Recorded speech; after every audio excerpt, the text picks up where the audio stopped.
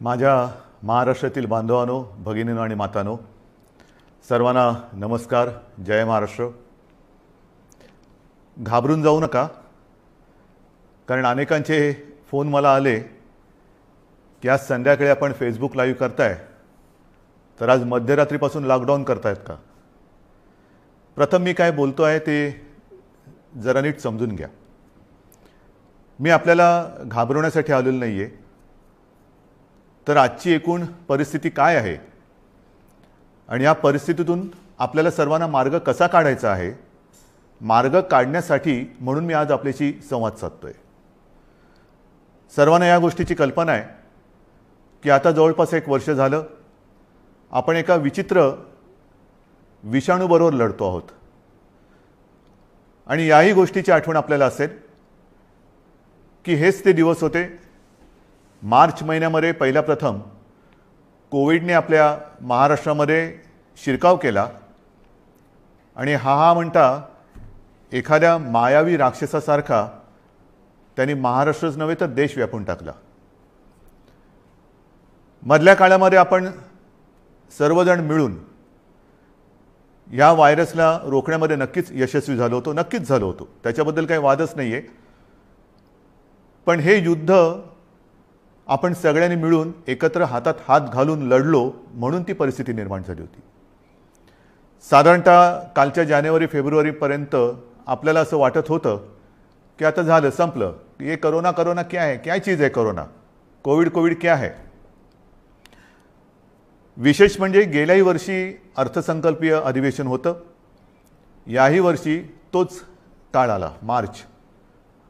अर्थसंकल्पीय अधिवेशन नुकतंच गेल्या महिन्यात पार पाडलं आणि आपल्याला सर्वांना कल्पना आहे की लॉकडाऊनच्या पार्श्वभूमीवरती आर्थिक परिस्थिती ही संपूर्ण जगाचीच दोलायमान झालेली आहे.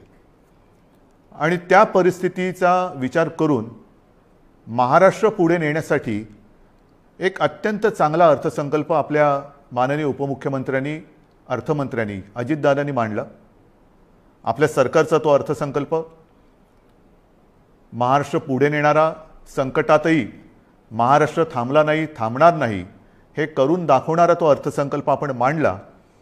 आणि त्याच्यानंतर जे जे काय झालं, म्हणजे काल परवाकडे होळी, धुलीवंदन सगळं पार पडलं, पण तिथपासूनच आपल्या राज्यात शिमग्याला सुरुवात झाली.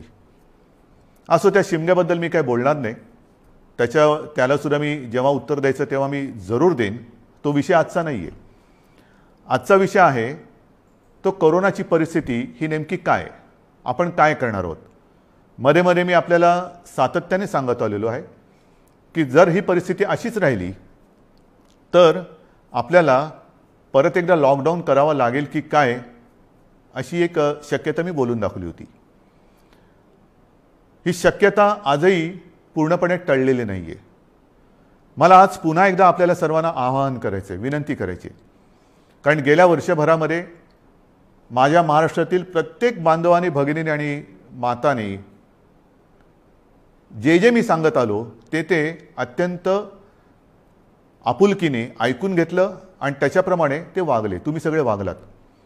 यात सर्व धार्मिक नेते आले, सर्व धर्मीय आले, सर्व राजकीय पक्ष आले, त्यांचे कार्यकर्ते आले.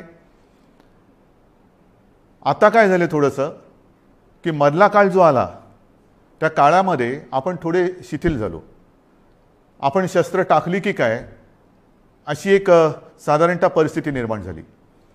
लग्न समारंभ थाटामाटात सुरू झाले, इतर पार्ट्या सुरू झाल्या, राजकीय मोर्चे, निदर्शनं, आंदोलनं, सगळं काही जणू काही कोरोना गेला अशा पद्धतीने आपण सुरू केलं. आणि तेव्हाही मी सांगत होतो की थोडा धीर धरा. पुन्हा एकदा मार्च एप्रिल एंडपर्यंत आपल्याला थोडासा एक संयम बाळगावा लागेल. दुर्दैवाने जी भीती केवळ मीच नव्हे तर ह्या विषयातले जे तज्ज्ञ आहेत त्यांनी जी व्यक्त केली होती ती खरी ठरली. मार्चच्या आधीपासूनच आपल्या राज्यामध्ये पुन्हा एकदा कोरोना मोठ्या राक्षसापेक्षा, म्हणजे गेला राक्षस होता त्याच्या डबल टिबल दुप्पट तिपटीने अकराळ विकराळ रूप धारण करून आलेलं आहे. त्याच्यामध्येच विषाणूचा नवा अवतार, म्हणजे हे पण नवल आहे. आत्तापर्यंत आपण आपले विष्णूचे अवतार ऐकले होते, ज्याचे आपण पूजन करतो. ज्या ज्या वेळेला संकट आली त्या त्या वेळेला भगवान विष्णूंनी वेगवेगळे अवतार घेतले आणि आपल्याला वाचवलं. पण हा विषाणू जो आहे तो वेगवेगळे अवतार धारण करून आपल्याला संकटात टाकतोय आणि आपली परीक्षा बघतोय. पुन्हा एकदा तीच गरज आहे. आपल्याला सर्वांना धैर्याने, सगळं धैर्य एकवटून लढण्याची गरज आहे. लॉकडाऊन करणार का हा प्रश्न अजूनही मी उत्तर देत नाही. पण साधारणतः आत्ताची परिस्थिती काय आहे ह्याची कल्पना आपल्याला देण्याची मला पुन्हा एकदा गरज वाटते. जेव्हा ही परिस्थिती निर्माण झाली, किंबहुना कोविडची साथ सुरू झाली, आपल्याला पूर्ण माहिती आहे आपल्या राज्यामध्ये फक्त 2च ह्या विषाणूंची चाचणी जिथे होऊ शकते अशा प्रयोगशाळा होत्या. एक मुंबईमध्ये कस्तुरबा आणि दुसरी पुण्याला NIVची. आज त्या 2च्या जवळपास आपण 500 पर्यंत चाचण्या करणाऱ्या संस्था किंबहुना लॅब्स तयार केलेल्या आहेत. मुंबईमध्ये सुद्धा आपण दर दिवशी साधारणतः 50,000 चाचण्या आज करतो आहोत. गेल्या काही दिवसात, म्हणजे मला जी माहिती सगळी माझ्याकडे आलेली आहे त्याच्यात महाराष्ट्रामध्ये जी आपली क्षमता होती 75,000 चाचण्या दर दिवशी करण्याची, ती आपण वाढवून जवळपास 1,82,000 पर्यंत नेलेली आहे. 1,82,000, 75,000 ते 1,82,000 इथपर्यंत आज आपण रोजच्या चाचण्या करतो. येत्या काही दिवसात ही संख्या आपल्याला 2.5 लाखावर न्यायची. 2.5 लाख चाचण्या दर दिवशी महाराष्ट्रामध्ये लवकरात लवकर आपण करणार आहोत. आणि याही चाचण्या ते रॅपिड अँटीजेननी नाही, तर त्याचं जे प्रमाण आहे, केंद्राची जी काय मार्गदर्शक तत्व आहेत ती साधारणतः 70% चाचण्या ह्या RT-PCR ह्या पद्धतीने झाल्या पाहिजेत. आता माझ्यापेक्षा सर्वांनाच माहिती झालेलं नेमकं RT-PCR म्हणजे काय, रॅट म्हणजे रॅपिड अँटीजेन टेस्ट म्हणजे काय. RT-PCR अचूकताही अधिक असते, अधिक चांगली असते. म्हणून आपलाही आणि केंद्राचाही आग्रह तोच आहे की जेवढ्या चाचण्या आपण करतो त्याच्यात किमान 70% चाचण्या ह्या RT-PCR असायलाच पाहिजेत. आणि त्याच पद्धतीने आपला महाराष्ट्र जेव्हा 75,000च्या आसपास चाचण्या करत होता त्याही वेळा तेव्हा त्याच टक्क्यात RT-PCR करत होता. आज जवळपास 1,82,000 करतोय, त्याच्यातही 70% RT-PCR आहेत. उद्या 2.5 लाख झाल्यानंतर, 3 लाख झाल्यानंतर सुद्धा आपण ह्या चाचण्या RT-PCRच अधिक ठेवणार आहोत. म्हणजेच काय की आपण कुठेही दर्जाची तडजोड करत नाही आहोत, अजिबात करत नाही आहोत आणि करणार नाही. एक तर पहिली गोष्ट अशी आहे की काहीही आपण लपवत नाही आणि लपवणार नाही. एक सुद्धा रुग्ण आपण लपवलेला नाही आणि लपवत नाही आहे. आणि म्हणून जी महाराष्ट्रातली जी परिस्थिती आहे ती सगळ्यांना जरी धक्कादायक वाटत असली तरी आपण सत्य काय आहे हे लोकांसमोर अगदी जसंच्या तसं ठेवतो आहोत. मग काही जण मला म्हणतात की इतर राज्यांमध्ये बघा, बिहारमध्ये निवडणुका झाल्या, बंगालमध्ये चालू आहेत, आणखीन इकडे झालं, आणखीन तिकडे झालं, मग तिकडे वाढ नाही, तुमच्याकडे का. मला त्याच्याबद्दल बोलायचं नाही आहे, अजिबात बोलायचं नाही आहे. मला माझा महाराष्ट्र प्यारा आहे, मला माझी जनता ही प्यारी आहे. त्यांची जबाबदारी ही आज माझ्यावरती असल्यामुळे ती जबाबदारी मी आधीच बोललेलो आहे की मला कोणी व्हिलन ठरवला तरी देखील मी ती पार पाडेन, पाडणारच, ते माझं कर्तव्य आहे. म्हणून तुम्ही घाबरून जाण्यासारखं काही नाही आहे. पण जशी ही टेस्टची संख्या मी तुम्हाला सांगितली त्याचप्रमाणे आपल्याकडे कोविड येण्याच्या आधी जेवढे काही बेड संपूर्ण महाराष्ट्रामध्ये होते त्याची संख्या काही हजारामध्ये होती, म्हणजे 10,000 सुद्धा नसेल कदाचित. कारण आधी आपण कधी कल्पनाच केली नव्हती की असं काहीतरी आकस्मिक संकट येईल आणि आपली त्रेधा तिरपीट उडेल. गेला मार्च महिन्यात तुम्हाला आठवतंय बेड्स मिळत नव्हते, हॉस्पिटल्स मिळत नव्हते, उपचार मिळत नव्हते. मग सगळे हॉस्पिटल्स ओव्हरफ्लो व्हायला लागली होती, ॲम्ब्युलन्स मिळत नव्हते. ह्या सगळ्या गोष्टी लक्षात घेतल्यानंतर आपण बेड्सची संख्या वाढवायला लागलो. महाराष्ट्र हे देशातलं पहिलं कदाचित एकमेव राज्य असेल की ज्याने अगदी फील्ड हॉस्पिटल्स उभारली लष्कराच्या धर्तीवरती. जसं लष्कर काम करतं तसं आपल्या महाराष्ट्राच्या यंत्रणेने काम केलं, आजही करते. जम्बो कोविड केअर सेंटर्स उभारली आणि काही हजारात, म्हणजे 8-10 हजार ज्या काही रुग्णशय्या होत्या त्याची संख्या आपण जवळपास 3.25 लाखापर्यंत नेली, सगळ्या काही मिळून. म्हणजे त्याच्यामध्ये इतर कोविड शिवाय असलेले beds, oxygen beds, ICU beds, विलगीकरणाचे बेड्स, डायलिसिसचे बेड्स असे मिळून साधारणतः 4.25 लाखापर्यंत ही सुविधा आपण वाढवली. ही मोठी आपली एक अचिव्हमेंट होती. आणि तेव्हाही मी म्हटलं होतं की लॉकडाऊनचा उपयोग हा संसर्ग थांबवण्यासाठी आहे आणि त्याच वेळेला आपल्या आरोग्य सुविधा वाढवण्यासाठी आहे. मग आता एवढीही रुग्णशय्या वाढवल्यानंतरही मी परत तुमच्याशी का काळजीने बोलतोय, ह्याचं कारण आजचं चित्र मी तुम्हाला सांगतोय. पहिली गोष्ट अशी की साधारणतः रुग्ण वाढ ही किती होते, किती झपाट्याने होते, त्याची थोडीशी मी तुम्हाला कल्पना देतो. आपल्याला माहिती आहे की जानेवारीच्या शेवटाला आणि फेब्रुवारीच्या सुरुवातीला फक्त मुंबईपुरतं बोलायचं झालं तर मुंबईमध्ये 300-350 रुग्ण हे दर दिवशी आपल्याला सापडत होते. आज ती संख्या 8,500वरती गेलेली एका महिन्याच्या कालावधीत. ही फक्त मुंबईची परिस्थिती आहे. महाराष्ट्राची परिस्थिती बघितली तर 17 सप्टेंबर 2020 म्हणजे तेव्हा जरा सगळं जास्त होतं, तेव्हा 3 लाख सक्रिय रुग्ण होते. 1 एप्रिलला आणखीन त्याच्यामध्ये भर पडलेली आहे. 17 सप्टेंबरला साधारणतः 31,000 मृत्यू झाले होते, 31,351. आता 54,900च्या आसपास झालेले आहेत.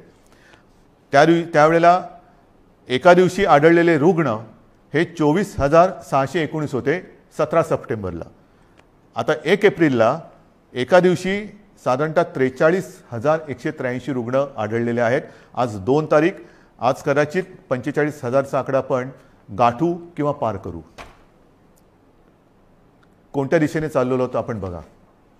आणि याच वेगाने जर का ही रुग्णवाढ होत राहिली तर मी जे तुम्हाला सांगितलं त्याच्यात मी बेड्सची तुम्हाला कल्पना देतो.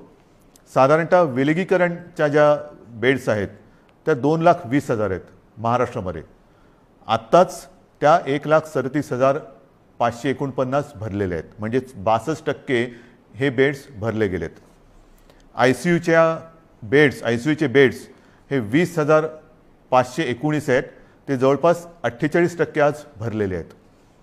ऑक्सिजनचे बेड्स आहेत ते सुद्धा 62,000च्या आसपास आहेत, ते 25%च्या आसपास आज भरलेले आहेत.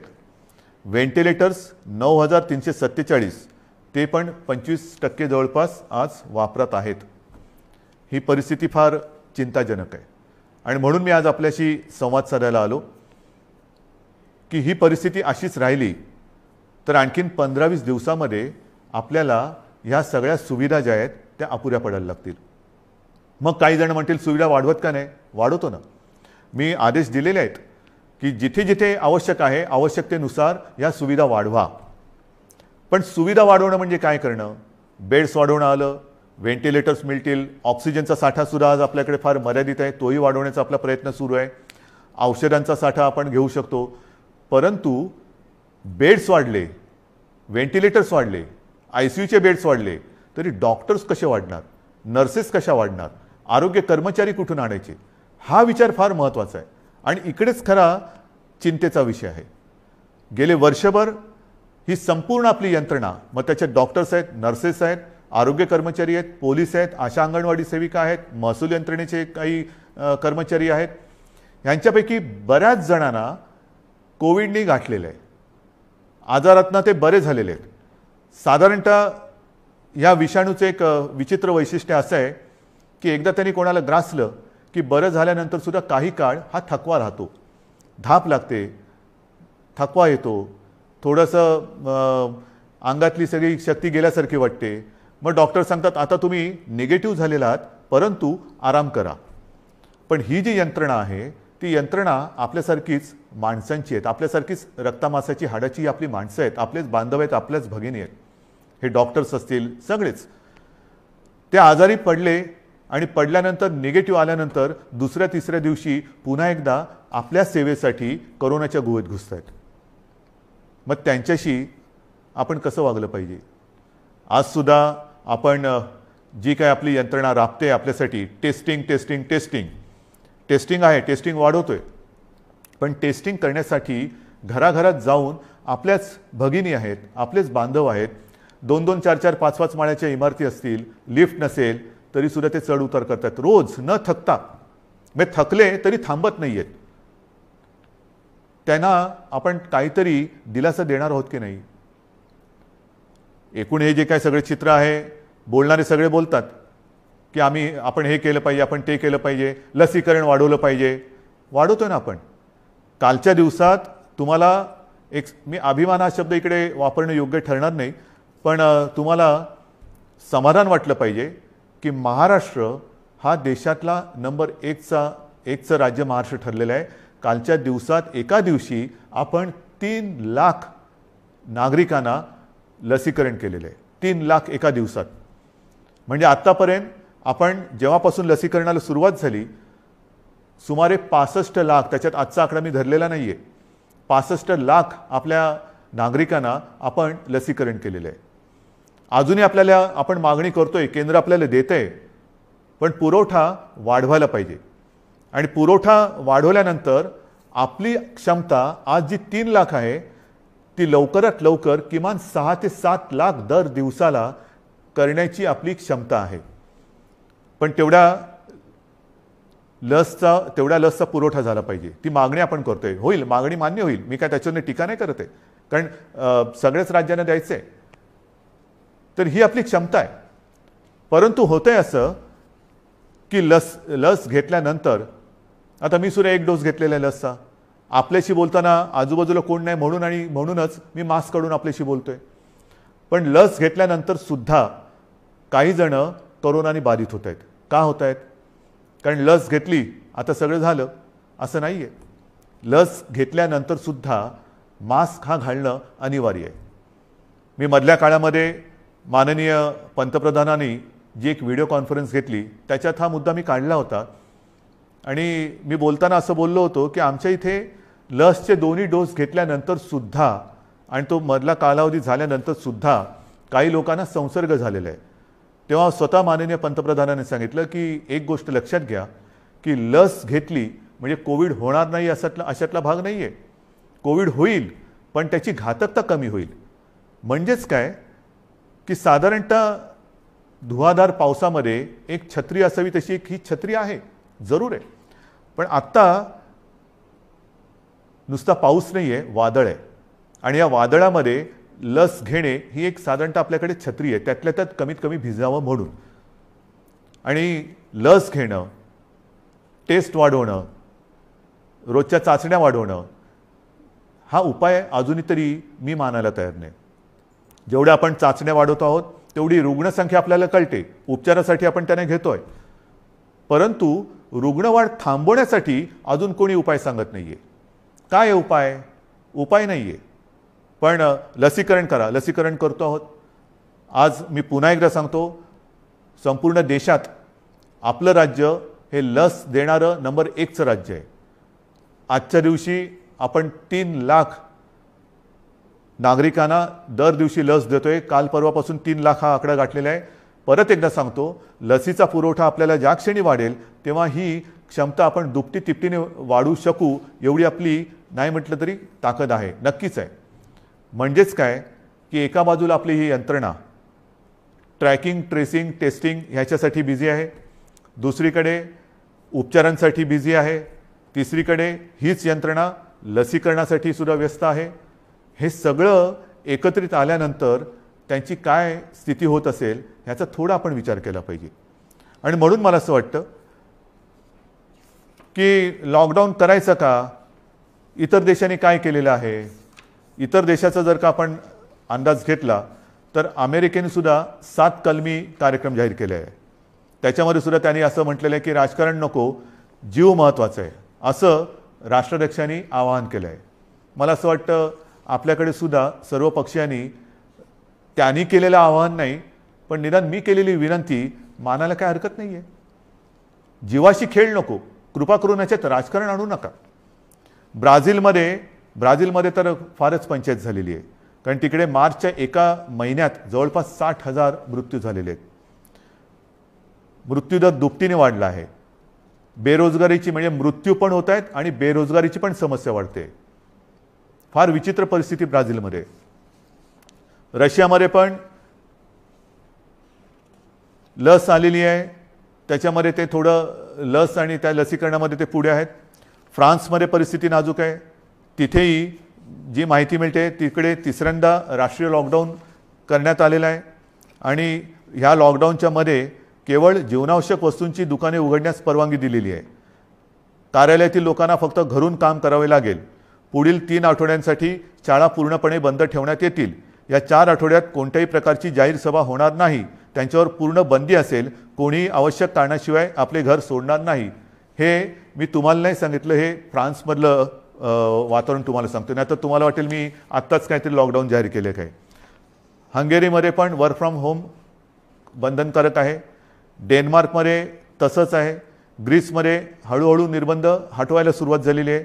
बेल्जियमने परत एकदा महिन्याभराचा कडक लॉकडाऊन लावला आहे. पोर्तुगाल सरकारने शहरांमधील नागरिकांची ये जा थांबवली आहे. आयर्लंडमध्ये तर डिसेंबरपासून कडक लॉकडाऊन आहे. फिलिपिन्समध्ये मनिला व आसपास परत 1 आठवड्याचा कडक लॉकडाऊन लावला आहे. केनियामध्ये सुद्धा देशभर कडक निर्बंध लावलेले आहेत. UK सुद्धा आता हळूवार त्यांनी 2-2.5 महिन्याचा लॉकडाऊन केल्यानंतर हळूवार निर्बंध शिथिल करतायत. जसं आपण हळूवार शिथिल केले तसंच UK तिकडे तर 2.5-3 महिन्याचा अत्यंत कडक लॉकडाऊन होता आणि आता हळूवार ते निर्बंध शिथिल करतायत. इटलीमध्ये सुद्धा तशीच आहे. जर्मनीमध्ये सुद्धा तीच परिस्थिती आहे. पोलंडमध्ये तीच आहे. हे सगळं लक्षात घेतल्यानंतर मला माहिती आहे की लॉकडाऊन हा खूप घातक आहे. परंतु जी कात्रीत मी मागाशी म्हटलं की एका कात्रीत आपण सापडले. एका बाजूला अर्थचक्र आहे. अर्थचक्र चालवायचं तर अनर्थ ओढवतोय. अनर्थ थांबवायचा तर अर्थचक्र बंद पडतंय. करायचं काय मग. आणि मधल्या काळामध्ये जी काही मतं हे तज्ज्ञ ह्या क्षेत्रातले आहेत नाही आहेत, मी त्यांची नावं नाही घेत, पण त्यांनी त्यांची मतं मांडलेली आहेत.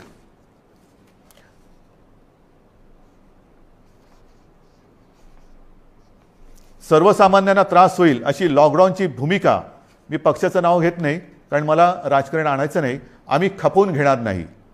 तुम्हाला आलेला झटका म्हणजे नियम नको. महाराष्ट्रामध्ये कोरोनाचं नाटक पुन्हा सुरू झालेलं आहे. कोरोनाच्या संसर्गाला लॉकडाऊन हा पर्याय नाही. आम्ही लॉकडाऊनला जोरदार विरोध करू, रस्त्यावरती उतरू. हिटलरसारखं वागू नका. सर्वसामान्य जनतेला लॉकडाऊन परवडणारा नाही. जनता आधीच लॉकडाऊनला कंटाळली आहे. त्यामुळे राज्यात लॉकडाऊन लावणे हा पर्याय नव्हे. लॉकडाऊन हा अंतिम पर्याय होऊ शकत नाही. लॉकडाऊन लावायचं असेल तर आधी रोजगाराचे पैसे 5,000 रुपये का काय ते थेट खात्यात जमा करा. एका उद्योगपतीने सांगितले की लॉकडाऊन लावण्याच्या ऐवजी आरोग्य सुविधा वाढवा. आता आरोग्य सुविधा मी तुम्हाला सांगितली काय परिस्थिती आहे. गेल्या वर्षभरात आपण एवढी आरोग्य सुविधा वाढवली, अजूनही वाढवतो आहे.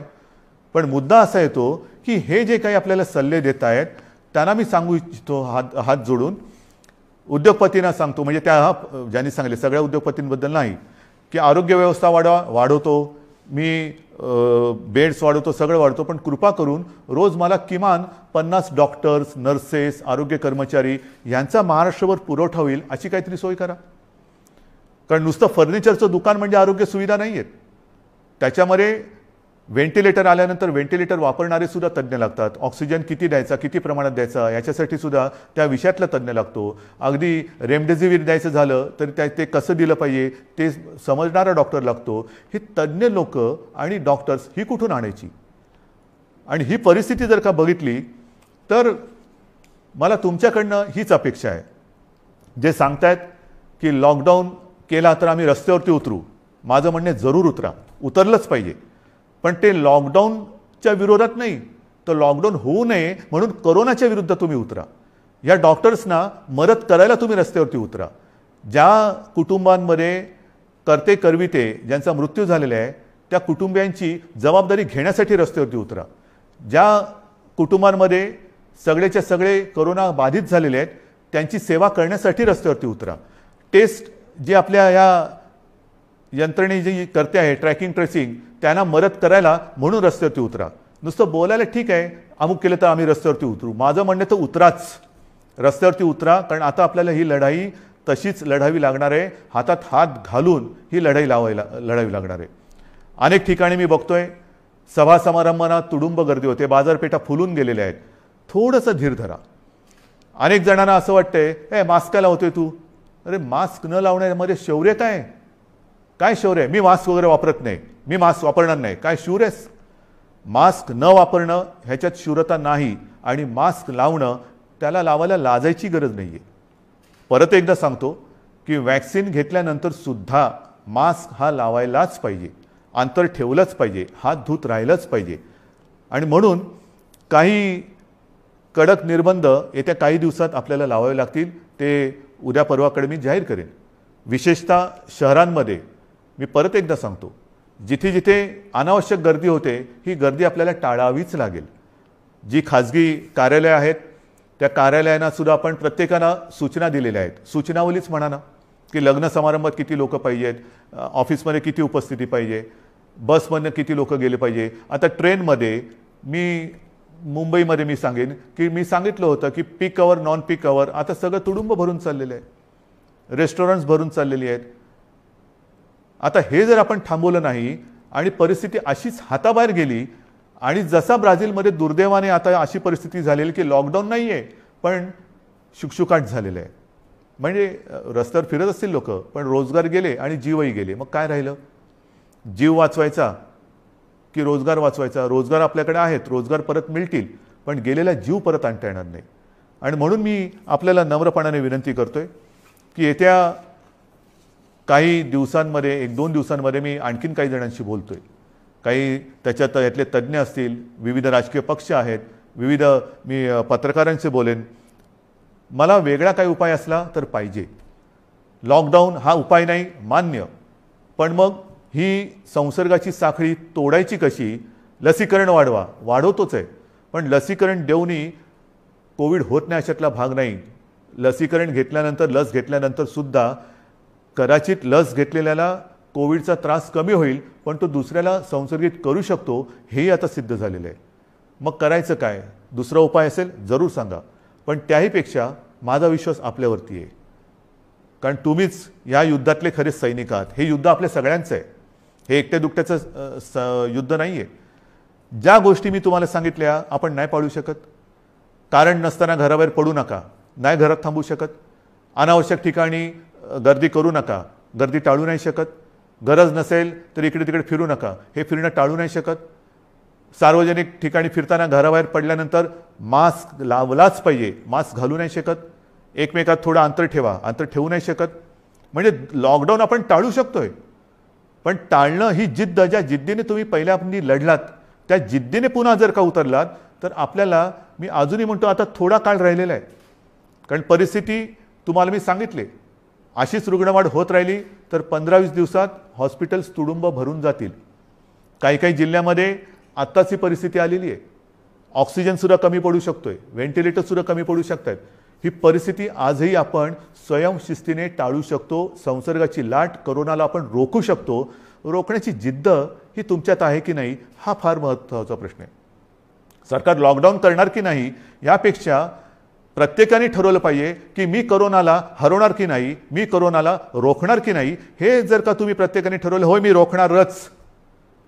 कारण आपण गेले वर्षभर माझे कुटुंब माझी जबाबदारी असेल, आता पुन्हा मी प्रत्येकाला सांगितले की मी जबाबदार, माझा मास्क माझी सुरक्षा. ह्या सगळ्या ज्या काही गोष्टी आहेत नवीन, ह्याच्यात काहीही नाही. जे पहिल्या दिवशी होतं ते आजही आहे. फक्त थोडंसं काय झालं की सुरुवातीला जी एक कोरोनाची दहशत होती ती दहशत गेली, आपण गाफील झालो आणि कोरोनाने बरोबर आपल्याला गाठलं.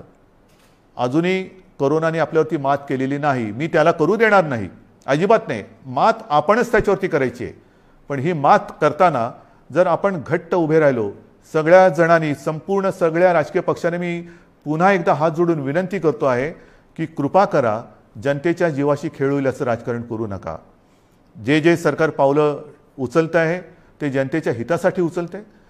अर्थचक्रही फिरवायचं आहे, गरिबाची रोजीरोटी वाचवायची आहे, पण त्याचबरोबरीने सगळ्यात आधी आपल्याला त्यांची जीव वाचवायची आहे. म्हणून जीवाला पहिलं महत्त्व द्यायचं आहे आणि त्याच्यानंतर मग बाकीच्या ज्या काही गोष्टी आहेत त्या आपल्या हातातल्या आहेत त्या आपण करू शकतो. म्हणून आजसुद्धा मी पूर्ण लॉकडाऊनचा इशारा देतो आहे, लॉकडाऊन जाहीर करत नाही आहे. पण 1-2 दिवसामध्ये जर का दृश्य स्वरूपामध्ये ह्या गोष्टी आढळल्या नाहीत आणि दुसरा उपाय जर मी आता पुढच्या 1-2 दिवसांत ज्यांच्याबरोबर बैठका घेतोय त्यांच्याकडनं आला नाही तर मग मात्र आहे ती परिस्थिती अशीच्या अशी स्वीकारा, जे मला नाही जमणार. माझ्या डोळ्यादेखत हे मी बघणार नाही आणि आपणही नाही बघायचं आहे. तर ती परिस्थिती रोखायला जगामध्ये जे करतायत, पहिला लॉकडाऊन दुसरा लॉकडाऊन, कारण लाटे मागून लाटा येतात. पहिली लाट आली, दुसरी लाट आली, तिसरी लाट आली. काय होतंय, एक लाट येऊन गेली, लॉकडाऊन होतो, सगळं शिथिल होतं, शिथिल झालं की दुसरी लाट येते. म्हणून आत्तापासून आपण ठरवलं पाहिजे की ही लाट तर मी रोखेनच आणि पुढची लाट तर मी येऊच देणार नाही. मला असं वाटतं, माझा आपल्यावरती विश्वास आहे, आपलाही माझ्यावरती विश्वास आहे. मध्ये काही जण भेटले होते आणि मला म्हणाले की अहो तुम्ही टी व्हीवर आले का लोक घाबरतात. म्हटलं मला नाही वाटत असं, कारण मी तुमच्या कुटुंबातला एक आहे, तुम्ही मला कुटुंबीय मानलेलं आहात आणि माझे कुटुंब, माझी जबाबदारी म्हणजे माझे कुटुंब तुम्ही आहात आणि तुमची जबाबदारी ही मी घेतल्यानंतर मला टीकेची पर्वा नाही. जे जे तुमच्या हिताचं असेल ते मी करणार आणि करेन. पुन्हा एकच सांगतो की सरकार यंत्रणेच्या बाबतीत कुठेही कमी पडलेलं नाही, पडू देणार नाही. सरकार खंबीर आहे, सरकार ठाम आहे. आरोग्य सुविधा कुठेही कणभर सुद्धा मी कमी पडू देणार नाही. मात्र ही एका हाताने टाळी वाजणार नाही. दोन हात जेव्हा एका हातात हात घालून आपण काम करू तर आणि तरच यश मिळेल. आणि मला आपल्या सहकार्याची अपेक्षा आहे, सर्व राजकीय पक्षांकडनं अपेक्षा आहे, सर्व धर्मियांकडनं अपेक्षा आहे. पुन्हा एकदा आपल्या उत्सवांवरती, सणांवरती बंधनं आणावी लागतील. जसं गेल्या वर्षी आपण सहकार्य केलं तसंच पुन्हा एकदा हे सहकार्य कराल अशी आशा नाही, असा विश्वास व्यक्त करतो. आणि ही लढाई पुन्हा एकदा लढण्यासाठी आणि जिंकण्यासाठी सिद्ध व्हा, एवढ्याच शुभेच्छा देतो. जय हिंद, जय महाराष्ट्र.